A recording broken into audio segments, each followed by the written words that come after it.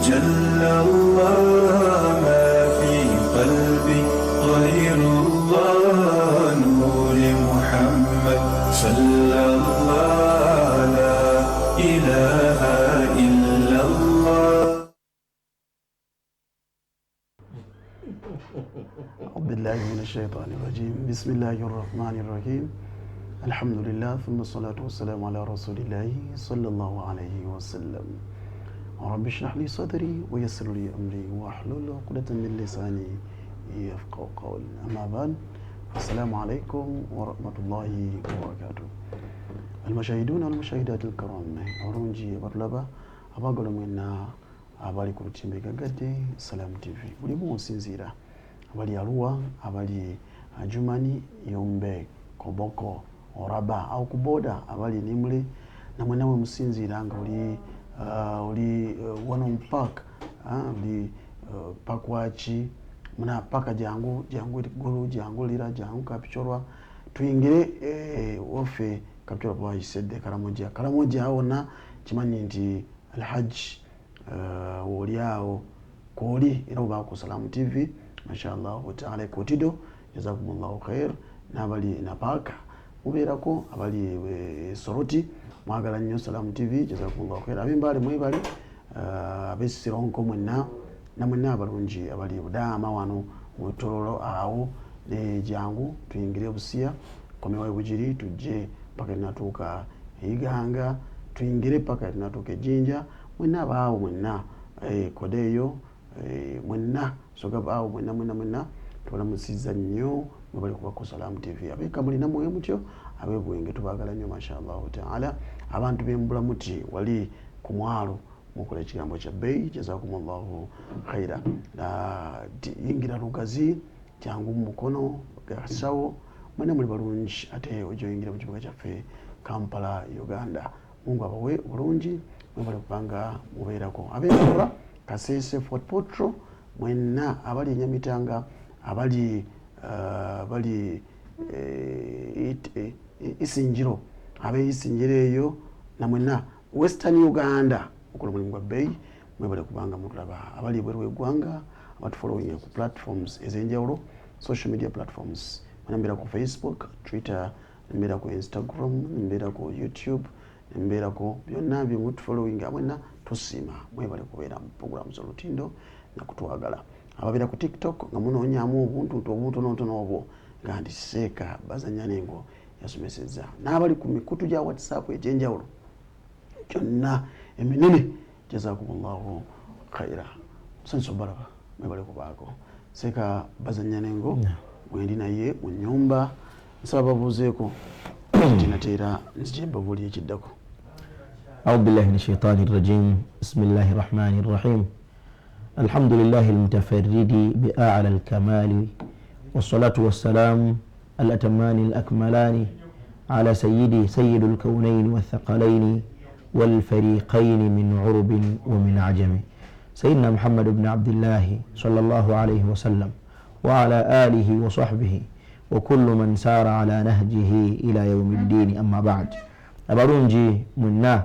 abatulaba programu yaffe ennungi ey'olutindo yonna gye musinzidde abakyali ewaka abali ku mirimu abatuuse abali yonna gye muli abali ebweru eggwanga abali ku mitimbagano mwenna munzikirize nkyaleero balamuseeko n'ettahiya n'ekiramuso okuva eri Allah subhanahu wa ta'ala ala wahiya assalamu alaikum wa rahmatullahi wa barakatuhu. Tumutenda Allah subhanahu wa ta'ala n'amatendo gonna amalungi gonna ge yawulidde ye Allah subhanahu wa ta'ala atera musaba Allah atujulire nze naawe titumwogeddeko wakati mu kumusalira n'okumusuuta ow'ebbeeyi omutanda waffe nabbi waffe Muhammad sallallahu alayhi wa sallam yakola kaweefuba omubaka wa Allah ng'alwanirira nze naawe nga omubaka wa Allah kyayagala liyukhrijana min adh-dhulumati ila an-nur atubburule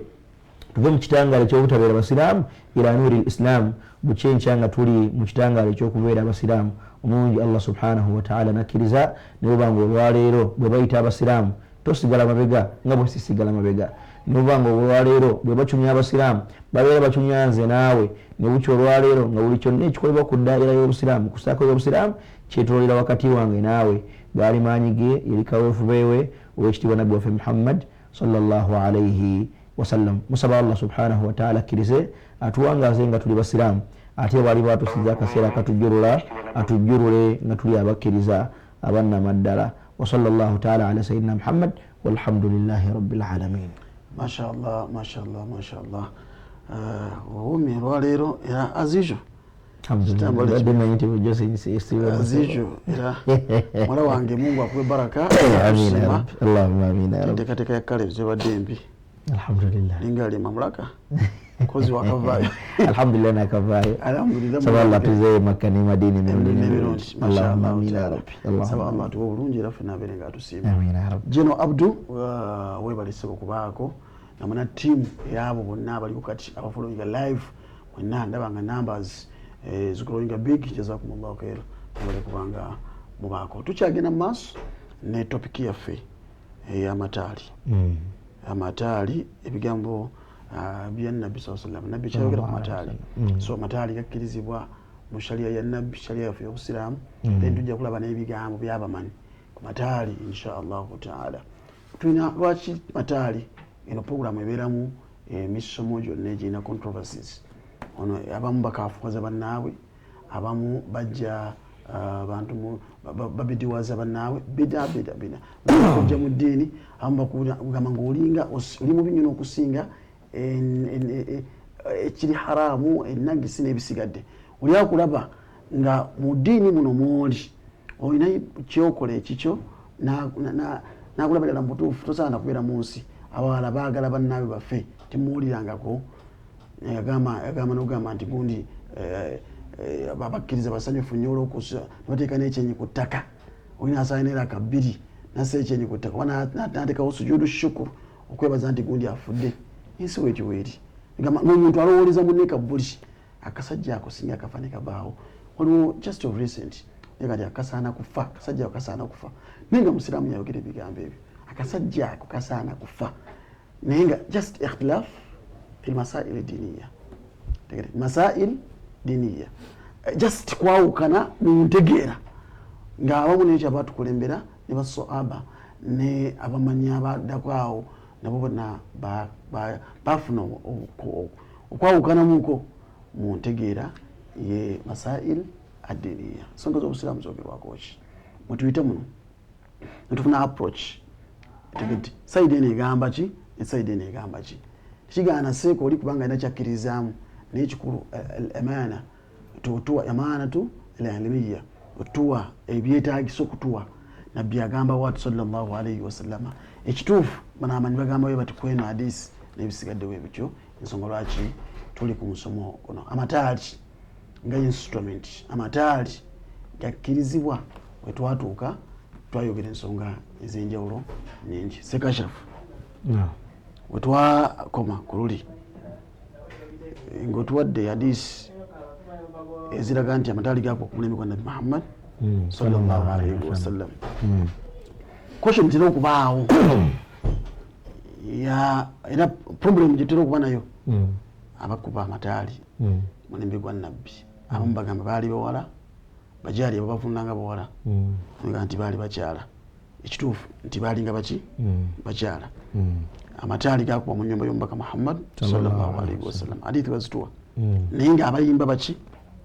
bakyala. Nekijjawo nti nekireeta nti amataali gakuba mulembe gw'omubaka Muhammad sallallahu alayhi wasallam. Ne kaifiya n'alagira n'okugakuba ye kennyini Nabbi sallallahu alayhi wasallam. Kati embeera eyo etwagala oyongere tutangazaamu gwe kubanga ffe abamu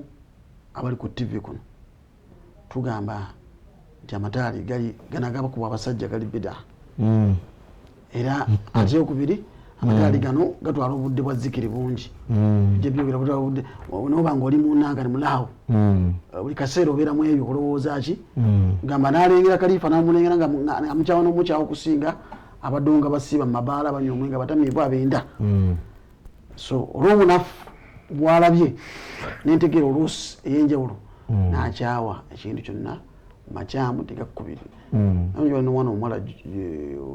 kwosajjo nga mukambwe ennyo ku kiyitibwa amataali. tagaagalira ko ddala ne kumbagayi naga nti babeerewo nga basomesa irimu ne Quran n'ebisigadde ne mugamba naye mbaga za nabbi mulembe gwa nabbi onoba togyekuba na dalasa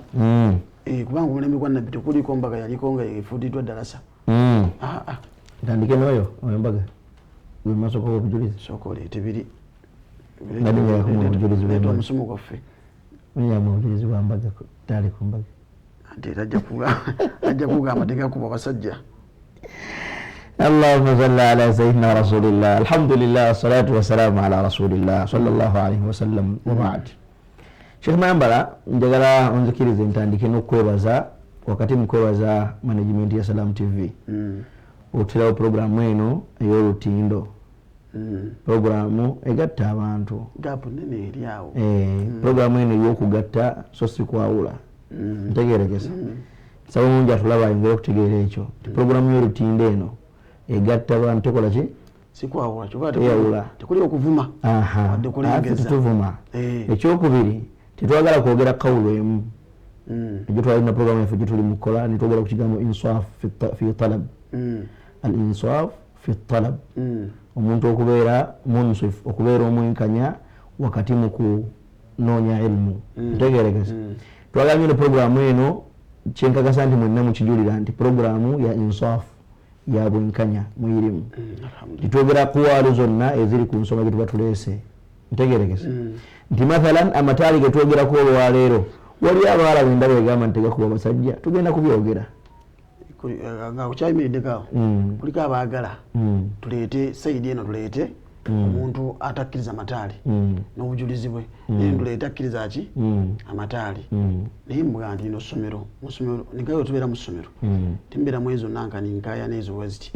bakuyirawo buyizi ماذا يقول الشافعي ماذا يقول مالكي ماذا يقول كذا وكذا ebyo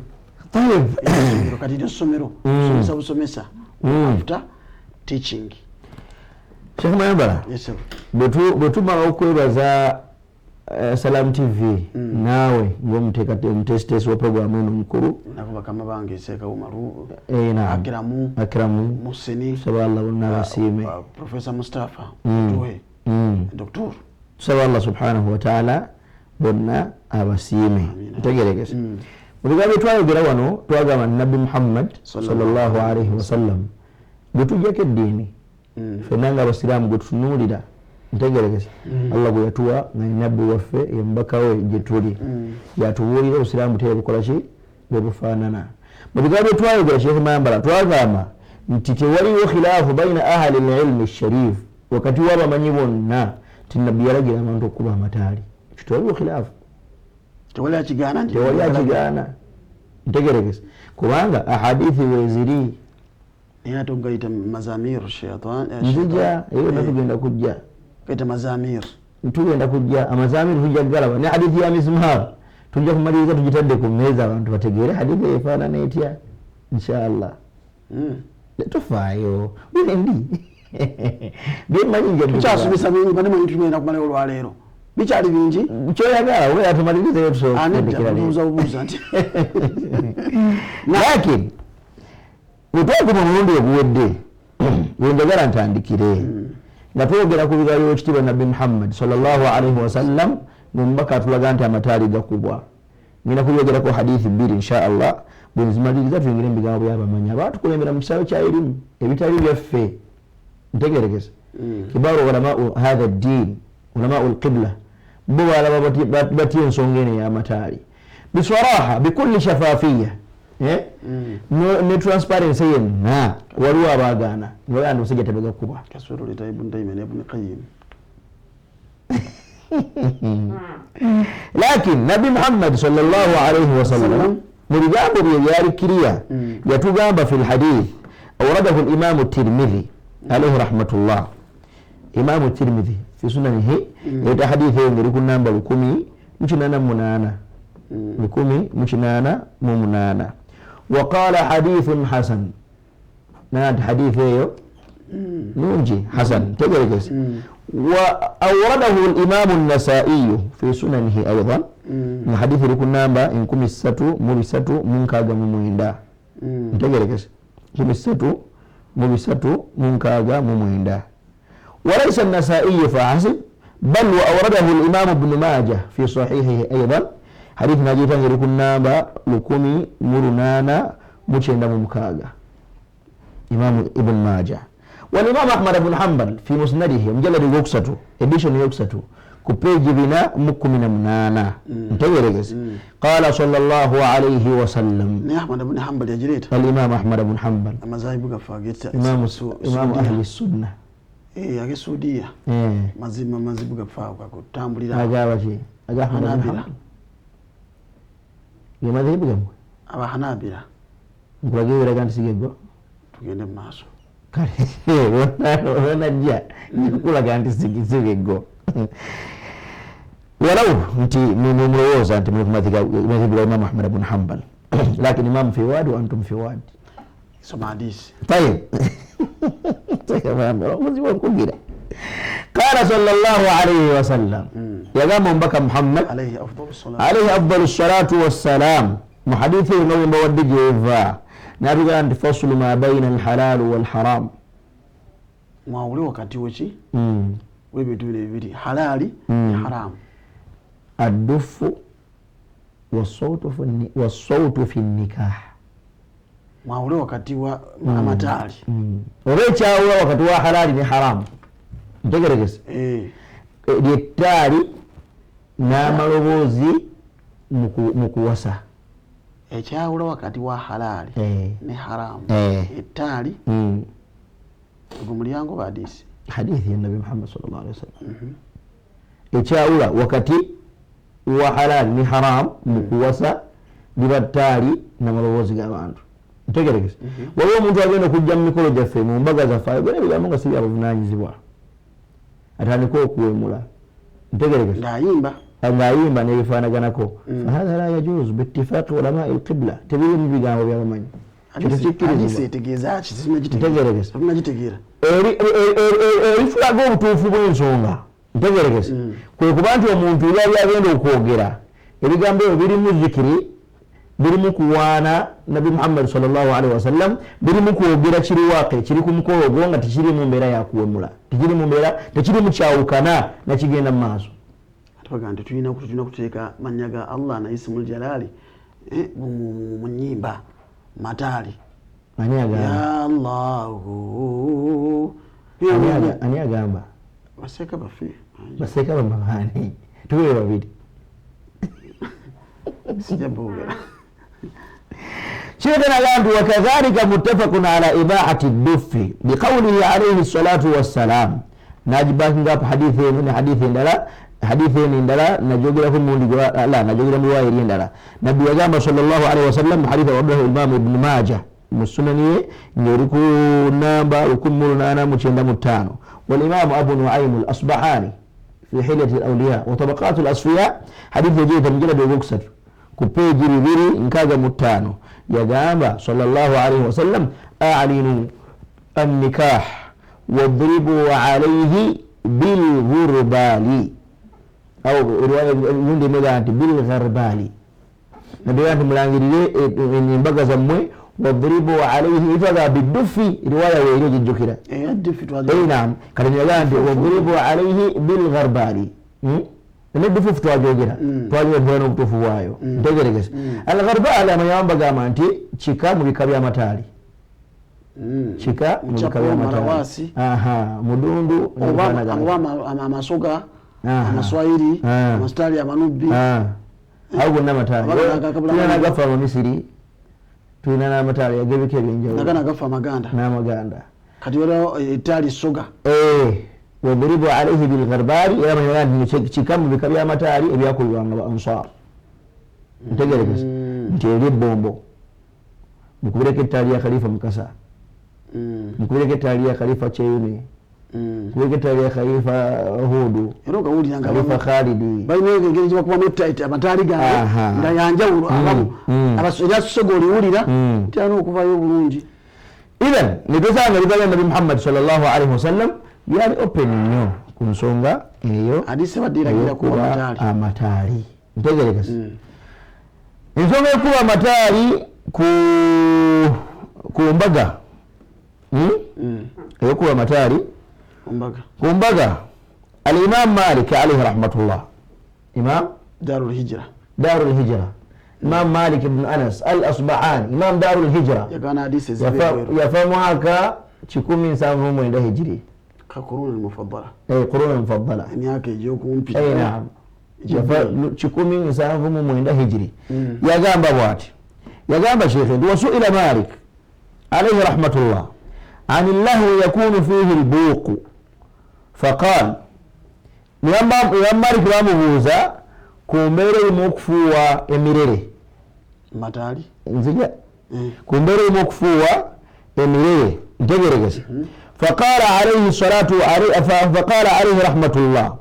إن كان كبيرا مشتهرا فإني أكرهه. bwekibanga ddala omulere ogwo guleekaana nnyo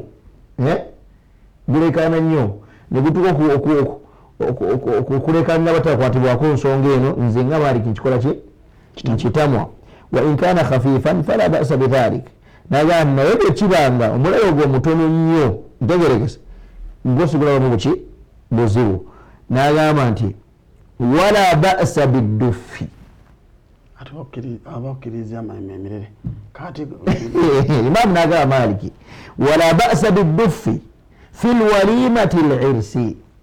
aw al-arsi, ngayo kyogera siraba buzibu bwonna mu kuba ttaali ku mbaga oba ku mikolo. Imam Maliki alayhi rahmatullah. وقال الإمام الأصبغ ابن سعيد بن نافع وهو من كبار علماء المالكية، يزال بعد 150 sijjukira wani mwaka naye ogulu w'ekikumi mu ataano nawadde nti ekyembi teyasisinkana ku Imam Malik alayhi rahmatullah, naye nga yasoma bibye yali mu kumatibwa Imam Malik alayhi rahmatullah. Imam ono al-Imam al-Asbagh alayhi rahmatullah yagamba wala yajuzu al-ghina, ono min at-tabi'in, min kibari at-tabi'in, min kibari at-tabi'in alayhi rahmatullah, yala wamuku banene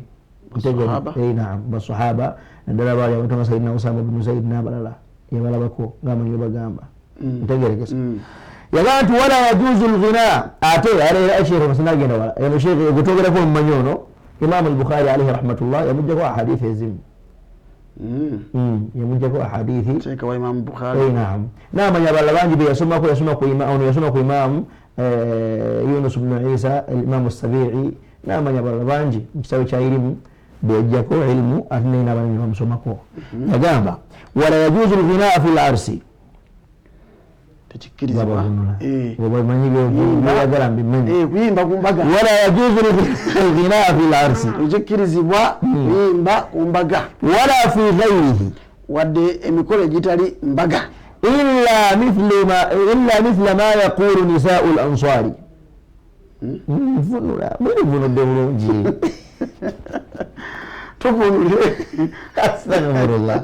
Wala yajuzu al-ghina, tekikirizibwa kuyimba nga buvundonja tekikirizibwa kuyimba mu mbaga. Wala fi ghayrihi, kuwasaba ibada ate ng'oyimbiramu. wala fi ghayrihi, wadde emikolo egirala illa mithla ma yaqulu nisa'u al-ansari.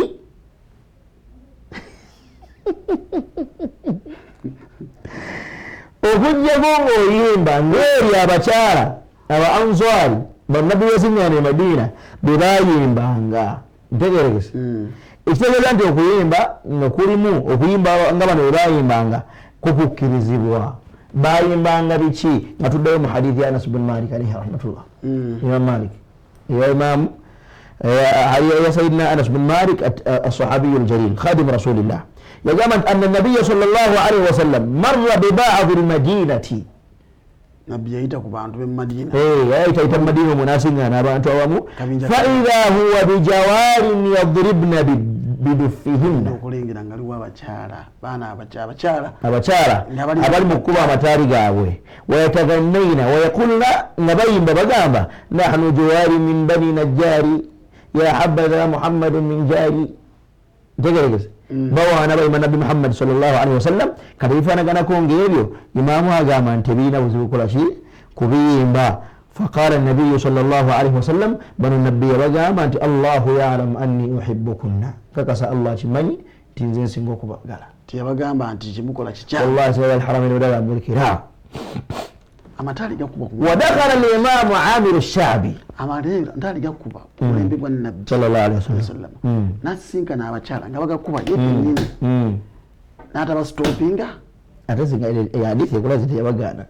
yabaga avuga nti Allah kimanyi nze nsinga okubagala nebayinza okwagala bakola haram nanyini ddiini eno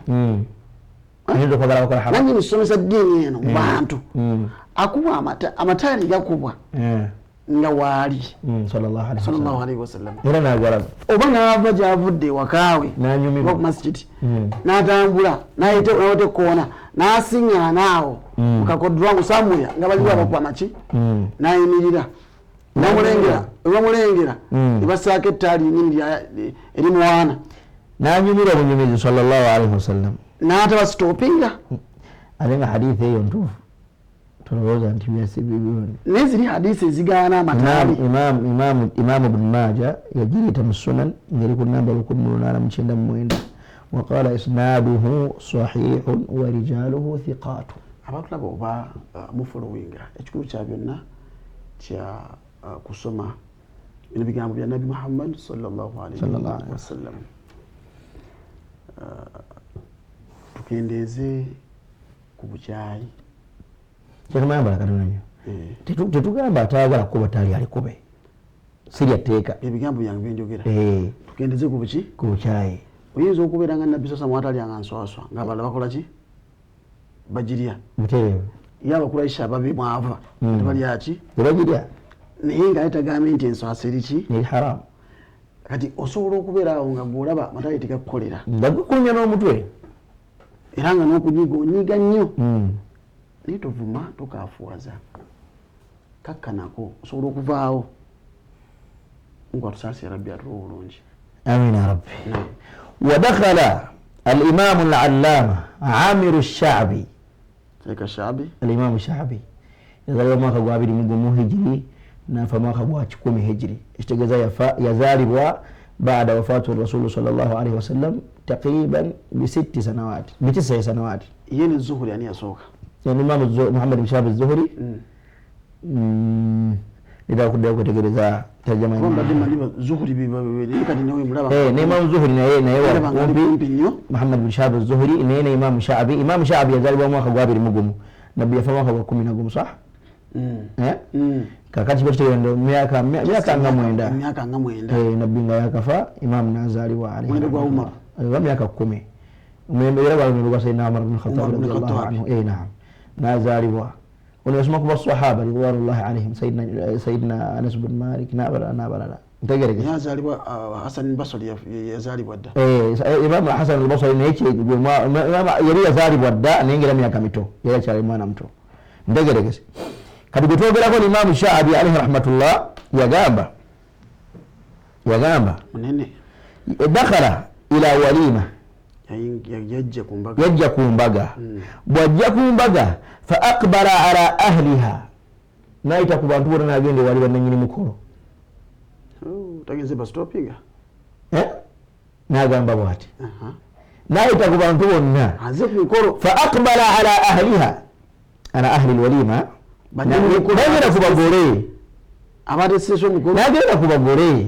agenda iri mbagole batuuka eno kubana abatesitesa abakulu abagole ne bangaabwe nga bateekateeka olukiiko lw'omukolo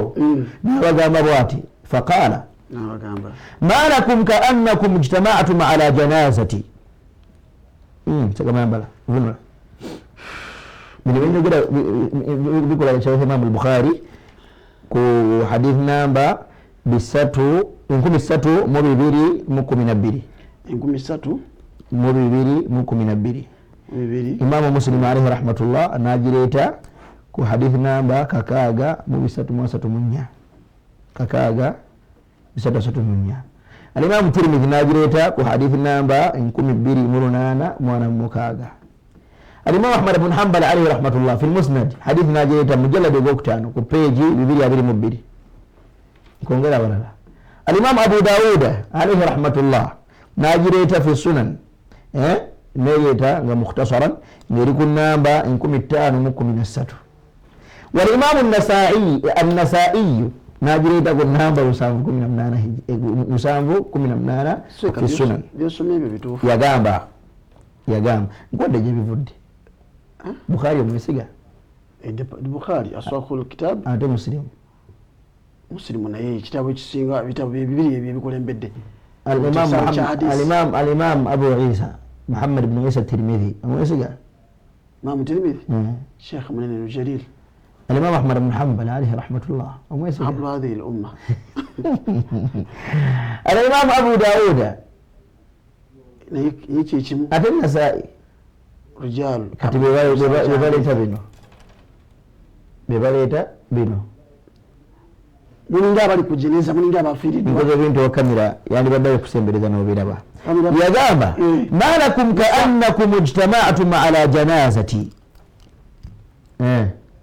wadde kimwe muninga muli ku mukolo gwambaga ne muninga bali kufirwa abogera tabiye muninga mayiti bana abagole balinga mayiti awanga yakuleme nga omari munene wagwo mulunga ali mukambwe ku dini ena kati bino babyogerera nti malakum كأنكم اجتمعتم على جنازتي بما نمدكي مكوري بغا نباغا بالي مكوزيكا من نغا وزوكو بغا دغيس اين الغناء والدف بابا بونولا ادو امام ابو موسى امام الشعبي ابو موسى اين الغناء والدف أرين بباليوا n'amataali galiwa tawuliddemu twaha wa yasin tanawulira twaha wa yasin tanawulira mawulana lema bamutwala tulese muto kati ababuuza bannanga angasi balaba abatontomi ate ngere ettaali sirikola ki siriraba ntegeregese kyava yabagaa nti inna allaha azza wa jalla mazima allah subhanahu la yuayidu hassanun biruhi lqudusi ما يفاخر أو ينافح عن رسول الله صلى الله عليه وسلم الله وقال حسان بن ثابت وقعني وقصة وشنا نياتي الله يوقع حسان بن ثابت مؤيدة نجيب لي رواته دقل قسي بيارينغا وأيين بانغا وانا نبي محمد صلى الله عليه وسلم نوكم تاسقوا بتالي بسلام قبام جوب اشتغل قبا تقيقا نيجي زرموكو وانا الله زرموكو وانا النبي mumbaga ngazi nezemikolo muzize igamalinga ali ku aya Allah eri wa shuara yattabi'uhum al-ghawun lina jamu wal istithna ايوه شو الاستثناء الا الذين امنوا تقريش alamanya bagamba bawoogera ebigambo ku mataali ebigambo byalirunga binene wama jaa min aqwali mpaka zaffe twagala ziberenga ezirimu nga bali mukuziika anti embaga y'omusiraamu tebeera bwetyo omusiraamu olina okulagibwa ddala nti mbaga tegerekese mukuziika wabeera okusomesa kwokka mukuziika tuba mukusomesa kwokka nakuteeka bifa ku bufu nemukumbaga kubeerako khitbatu which is okay tetunagigaana tetunagigaana kuyitira nnyo si yokka abantu bazze ku mukolo gwa ssanyu ntegerekese kyemayambala ithan mumbeera efaanana bwetyo abamanya bayogera ebigambo ku mataali alimamu albayhaqi munene الإمام أبو بكر البيهقي كسوكلميza shambi akati الإمام أبو بكر البيهقي عليه رحمة الله يفوق قوابنا تانو ممنانا هجري 458 هجري ما كبنا تانو ممنانا الإمام أبو بكر البيهقي عليه رحمة الله حكى عن شيخه الإمام أبا عبد الله الحسيني الحليمي عليه رحمة الله يقرب من رجك الشيخ يتبعنا الإمام الحليمي عليه رحمة الله يفما خقوابنا مؤسسته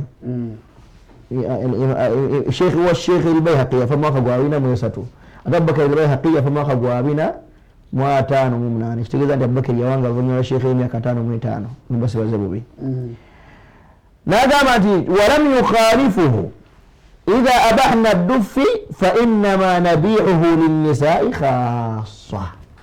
awajja kuvunulawo mumanyi kuba awo yogera Eh. Bayhaqi Imaamu al-Bayhaqi alayhi rahmatullah ye Imam Bayhaqi yagamba ndi ku kigambo kya sheekhe wange era sikivaako cheka we bwe tuba sheekhe we ayitibwa Abu Abdillahi al-Husaini al-Imaamu al-Halimi Abu Abdillahi al-Husaini al-Halimi gwe ngambye yafa omwaka gwa 2003 tukyali mirembe giri emirungi yagamba siba ku kigambo kya sheekhe wange kituufu sheekhe yagamba idha abana ddufu tubanga tuli bakkiriza bwe tuba nga tukkiriza amataali kingaende eno programu ya inswafu bwe tubanga tuli bakkiriza yakwogera mataali yes twogerera nga bibiri yawogera bulungi Imaamu al-Bayhaqi yagambye tuba bagakkiriza amataali ago tetusobola kwawukana ku kigambo kya sheekhe wange fa innama nabiuhu linnisai khasa kasigala ga abakyala ngo tujja galekera abakazi bokka babagakuba abakazi babatukubira amataali wa ibaratu manhajuhu actually baba wawe eri ira so sikujja kwefukuru kufukuru Imaamu n'agamba wa darbu ddufu okuba ettaali la yahillu lighairi nnisai yakkirizibwa okuleka bakyala bokka anayogera bino Al-Bayhaqi Abubakar al-Bayhaqi min kibari ulama hadha ad-din yomu ku bamanyi benneegomba okulaba ko nsaba Allah nsinkana yawm al-qiyama amina ya rabbi mwali munene nnyo tegerekisa mu bigambo bye yomu wa sheekhe bensinga okwagala ate Shatibi naye mwagala nnyo sina manyi gwe saagala naye ngambye yomu kwabo ekitegeeza nkyalinayo abalala tegerekisa wa darbu ddufu okuba amataali la yahillu lighairi nnisai kikkirizibwa okuleka ku bakyala liannahu fi lasli olw'ensonga nti mu ntandikwa y'amataali min amalihinna gwali mulimu gw'abakyala nga yeraga kuba na hadithi zoyogedde salamu warahmatullah kakati oli agamba Imaamu n'agamba kamalera Imaamu sinabimalayo naga nti liannahu fi lasli min amalihinna omulimu gwali gw'abakyala okuba mu ntandikwa ne munabbi nga waali bakyala be baali bakuba amataali وقد لعن رسول الله صلى الله عليه وسلم المتشبهين بالنساء nabbi sallallahu alaihi wasallam tulina hadiisi egamba nabbi sallallahu alaihi wasallam yakulimira bonna abeefaananyiza abaki abeefaananyiza abaki abakyala abaami bonna abeefaananyiza abakyala kati omwami akuba amataali n'amwagandi abayefaananyiriza ki abakyala kati ogaleka ne mwanga asigadde mu mikono gy'abakyala bo ne basigala eri ne beekubira amataali gaabwe yikyagambira gesobola kuba kyabo kyaseekawe kati wosigaana oli nga yeekutte ku bigambo byaki bya Imaamu naawe wagira amataali era nga oli munkubira amataali wosigaana oli agamba nti amataali tegakubwa kuleka kubaki bakyala awo twegatta naye muwulirizeeko mu respect kuba naye ayina ebigambo wakola ki wabijja ekyo kikulu kati kusinziira kuna ndowooza n'amaanyi ogalabye gazzeemu amaanyi go gazzeemu negwe ssebo ne bino bivunule kasi okumala okwebaza bano nga ogenda yangwa ne bino bivunule naye bwana Musa yandibadde asika ebigambo ebyo binyinini byova okusoma awo yetaaga obisika obulungi mungu atekemu baraka Jeno Abdu yambe salamu alaikum warahmatullah Abdu Haruna sebo webale kufolowinga Abubakar Kasirivu na webale sebo kubaako salamu akituwadde sebo alaikum salamu warahmatullah wabarakatuh naye bale kutuweereza bamasheikh kwe tuli nnyo tuwuliriza sebo webale mwala wange Nabakka Madina assalamu alaikum warahmatullahi wabarakatuh good morning my sheikhs. Thanks for the show. Live watching from Oasis Mall. Greetings from Team Pearl Green Pharmacy Oasis. May Allah continues to bless you, my sheikhs. Bigambo bituufu nnyo ebali eddala tweyanzege ajja Madina. Assalamu alaikum salamu warahmatullah nabatulabire bonna bebali following Pearl Green Pharmacy awo wetuli wetubeera awo ku Oasis Mall awo wennyini awo waliwo pharmacy yaffe weeri ku Pearl Green. So ogendawo pharmacy yaffe wazaka mungu ateke mbarakati ya rabbi so ogenda onobanga ogula wewe shekhe wao enze mwalimu ate nze mukodomi wao muko we mukodomi sire kama lenga Edgar omukakamu to yanza Dr. Mustafa Simanya bakawolide nze mukodomi mukuru mashallah tayo Edgar omukakamu banange programu eno njagala nnyo Sheikh Mayambala naye najja nasanyuka ngoyenyo nkoye nnyo okay ajja kugira baluvanyuma akoye nnyo Mungu akusasira bihidikalo mukakamu Sheikh Kizito Edi Sheikh Ashrafu otuzibudde amaaso Allah abasiime ne Allah abasiime fenna agambe Sheikh Mayamba nze ni mwalimu Mungu asasira Musoka Abdul Wahid masha Allah nzaba Allah yongere abafa byonna n'Abubakar Kasiri bakomyewo era byonna mwe balitulaga mazima jazakumullahu khair nzaba Allah basiime mwenna mwe bali kulinda na mwenna baliko numbers mwenna buli omu gy'osinzire tulaba oli bweru wa ggwanga Germany Bungereza oli America oli Saudi Arabia Dubai Rudda wa China mwenna baliko mwenna nga mutulaba mwe bali kubanga mutulaba jazakumullahu khair umma connected n'aba platforms ezenjawulo zonna ezikola daawa fataha Allahu lakum n'aba US wali yabayuwama mukola mulimu gwa bei n'abe Canada awo tujja insha Allah taala naam imam ebigambo bino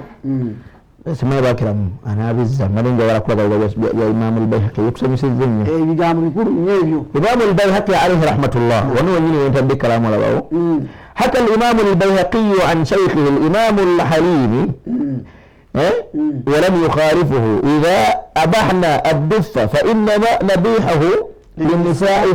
خاصة قال شارعوك قاس كلا قابا شارع أي نعم يس ناوان يسوم الإمام ناجامات وضرب الدف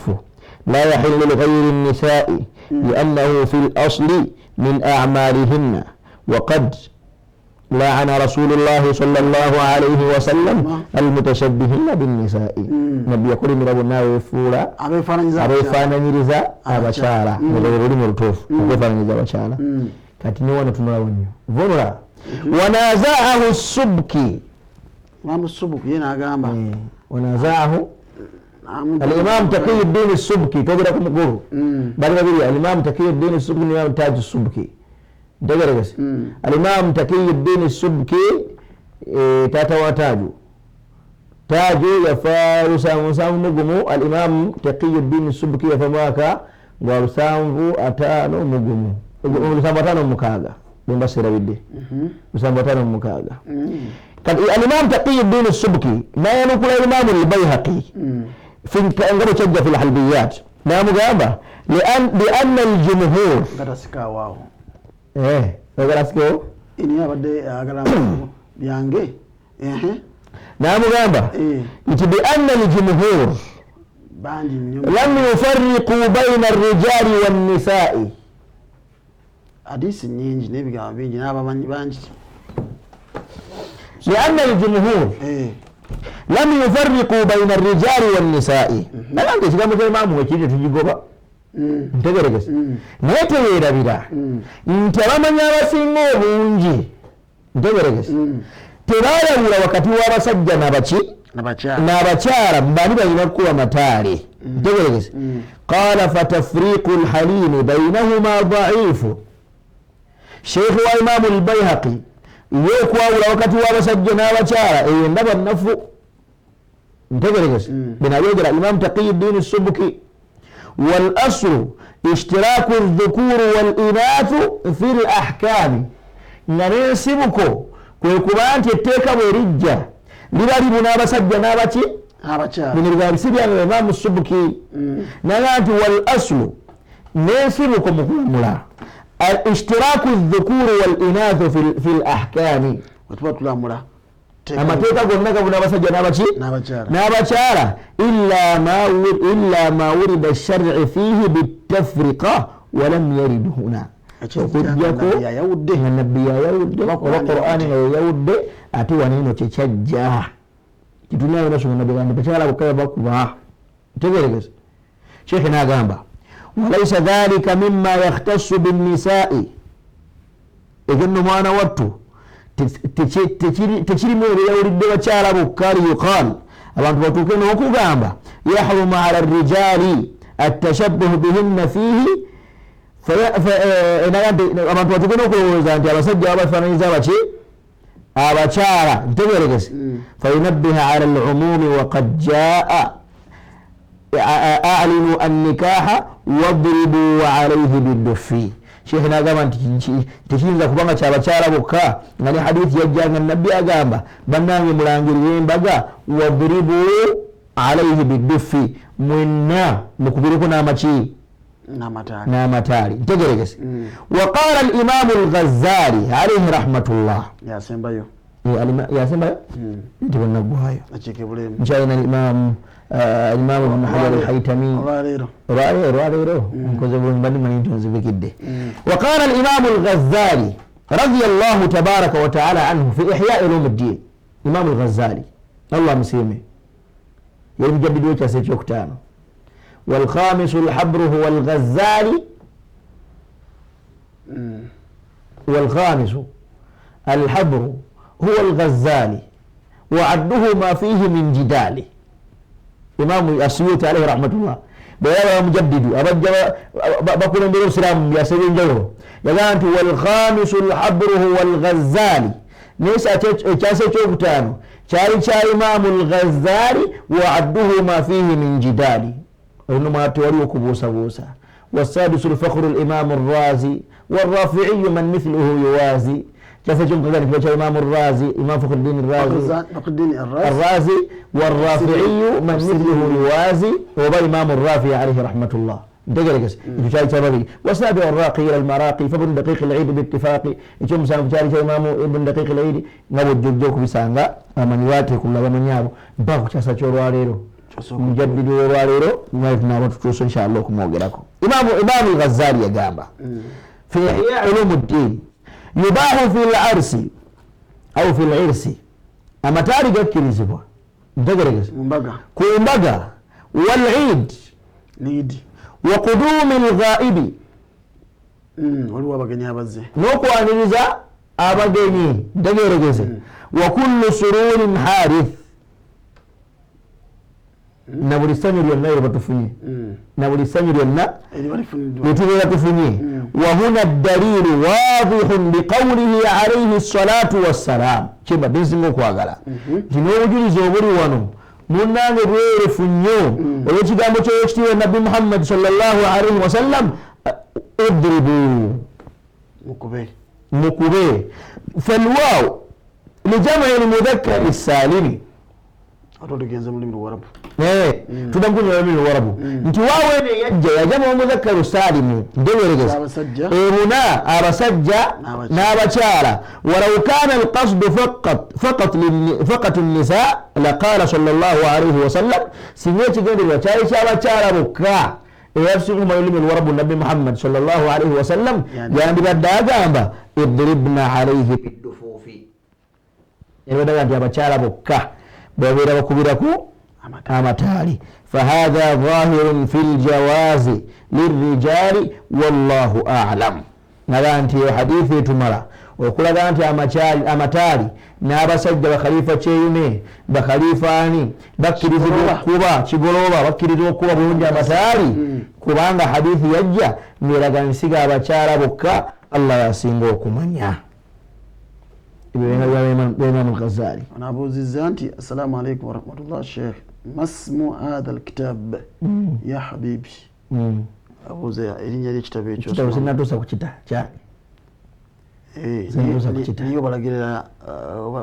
nabo dabawuli ya jebiri reference jitwabijja inshallah kitabo kino tujja kukirangirira bangitaliddene inshallah taala tujja kukirangirira kikyabimbitabo byaffe obudde bitukyawandiika biidhnillah obudde bulimuwaddeyo kati tukomyeawo tukomye wano lwaleero ebiwooma biggwa byokya badde sina kusomera lwa Imam Ibn Hajar al-Haytami ninze bya time yani sina kusomera lwa Imam Abdul Rauf al-Munawi nze ninze Ibn Qayyim Sheikh Omni sina kusomera lwa Imam Bahauddin al-Rawasi seka tusibula akwebaziza Ismaila assalamu alaykum warahmatullahi wabarakatuh tusaba abasime era ayinjiwaze abafanana ya rabbal alamin Sheikh Munya HB Bokoteka barakallahu fikum bamashekhi baffe mwebale nnyo ku nsonga eyo Abubakar Kasirivu akomyewo era ndamu neyebaza bakadde baffe jazakumullahu khaira mwebale kunerera ku mazima Musoka Abdul Wahid ni baziza Sheikh waffe yakava basira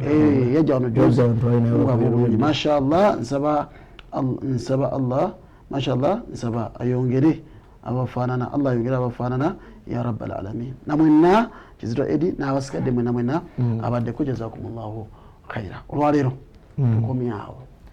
Alhaji Abdul Faruq Sebandeke akutumira sebo Haji Faruq Sebandeke naam kozi yalwa programu yali musomesa affe ku Mahadi Bilali namutegedde dda namutegedde swaba wange nnyo akutumidde amusasiramu obulungi naye anti sheekhe gamba Sheikh Mayambala ategekayo ddi mawuledi tujje tukuba ettaali mawuledi inshallah taala mawuledi gote tunakumaliriza ku nsonga za mawuledi sizo ne ya mawuledi tuya kudambika nyonyola inshallah tunakutoa ku nsonga za mawuledi sizo ne mawuledi ya mawuledi alhamdulillah rabbil alamin mudde kuba amataali abakuba amataali ku mbaga mulekerawo okuba endongo amataali gawase naye gawasa bajjajjaffe ne bamaama baffe ne bafumba ne baraka ne zibeera mu maka tusaba Allah tuwa obulungi ya rabbi ate mubawe n'akadde kuba amataali n'emikolo egy'enjawulo abakuba amataali atakakuba naawe kola ekigwanidde Mungu atusaasire ya rabbi ate okuba ndongo agamba nti amataali gali gatetegakkiriza webali abatakakkiriza sigalayo gy'oli saba ekitiibwa Allah tuwa obulungi naawe gakuwa ekitiibwa atakakuba nawe tukuwa ekitiibwa biidhnihi jalla wala nagakuba naawe weebwa ekitiibwa tutambuliraawo nga tulina olutindo otugatta wakati waffe saba Allah mwenna abatukuumirira abatuweerejjana ngenze ku Tawakkal Travels Office oli kumakuba KD level 2 balinze batwala Makka na Madina hijja tuwandiika Ramadan tuwandiika tina ba December tuwandiika jangu maleko omwaka ngo wali ku Kaaba jangu ne family bana bonna assalamu alaikum warahmatullahi wabarakatuh حسبي ربي جل الله